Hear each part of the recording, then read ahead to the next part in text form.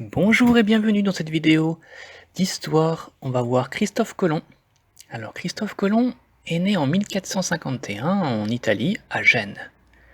À cette époque, Gênes est un port commercial très important, donc Christophe Colomb voit défiler beaucoup de bateaux. Il fait des études de mathématiques et de cartographie. Et à l'âge de 14 ans, il s'embarque comme marin sur des bateaux. Il s'installe en 1476 à Lisbonne, au Portugal, et il est devenu un excellent marin.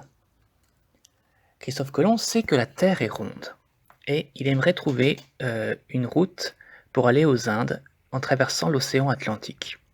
Il espère ainsi trouver la fortune. Il cherche un puissant protecteur pour financer son expédition, mais malheureusement, le roi du Portugal lui refuse son soutien. Alors il va trouver le roi Ferdinand et la reine Isabelle d'Espagne, qui, eux, soutiennent Christophe Colomb et l'autorisent à lancer son expédition, le 17 avril 1492. Christophe Colomb donc part avec 3 navires qui s'appellent des caravelles, et le plus grand s'appelle le Santa Maria. Il prend 87 hommes d'équipage et il charge ses navires de beaucoup d'aliments comme des biscuits, de la viande et du poisson salé, de l'huile, enfin des oignons, tout ce qu'il faut pour faire un grand voyage, ainsi que des centaines de litres d'eau.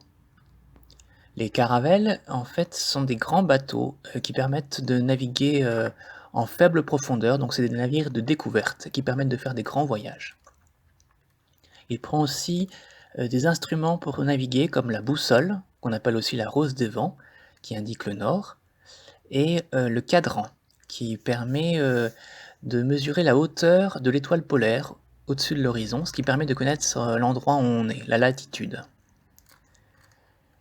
Il découvre donc le continent américain après 35 jours de voyage. Il aborde les îles d'Haïti, de Cuba et de la Jamaïque, et c'est le chef indien Guacanagari qui accueille Christophe Colomb et ses hommes sur l'île de Guanahani. Au début, les Indiens croient que les Espagnols sont venus du ciel, parce qu'ils n'ont jamais vu des hommes habillés comme ça, ou des navires aussi grands. Ensuite, Christophe Colomb rentre en Espagne avec seulement 2 bateaux, car le Santa Maria s'est échoué un petit peu avant. Il revient en Espagne et il est accueilli en triomphe à Barcelone. Alors, il y aura des découvertes, cette découverte aura des conséquences positives, comme par exemple la découverte de nouvelles plantes, comme le tabac, le maïs, le chocolat, hein, c'est quand même pas rien comme découverte. Et puis c'est une grande découverte géographique, on découvre un nouveau continent, qui donnera les États-Unis aussi plus tard. Mais il y aura des conséquences négatives. Par exemple, il y aura des millions d'Indiens qui mourront. De maladies notamment, parce qu'ils n'ont pas les anticorps pour se défendre contre les maladies des Européens. Ils connaissent pas ces maladies, donc du coup ils sont très sensibles aux maladies des Européens. Et puis il y aura la destruction de grandes civilisations très anciennes comme les Mayas, les Aztèques, et il y aura aussi beaucoup de pillages, hein. Il y a des Européens qui font le voyage pour devenir riches, et ils n'hésiteront pas à piller l'or et l'argent des peuples qui habitent ici. Alors maintenant, on va pouvoir remplir le fichier de découverte du monde, page 23, les temps modernes. On va marquer que les temps modernes commencent en 1492 avec la découverte de l'Amérique par Christophe Colomb, et se terminent en 1789 avec la Révolution française.